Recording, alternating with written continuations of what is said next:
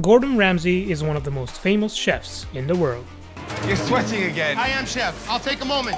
I'll take a moment. After a walk through London, starting from Ground Zero near the Big Ben, all the way to the rich area of town where Gordon has one of his many restaurants, we will dine like kings. Can you just shut the up for 30 seconds? Join me on the walk to build an appetite, and then sit down with me at the location in Mayfair, where we order some ribs. Well, at least that's what I thought I will be eating that day. Service and standards are far more important than some bimbo. This is the story of how I ate some incredible, weird, delicious but not desired foods at Gordon Ramsay Bar&Grill Mayfair on a rainy Sunday afternoon. I'll order 2 cups of 777, yes? 1 bisque, 1 halibut.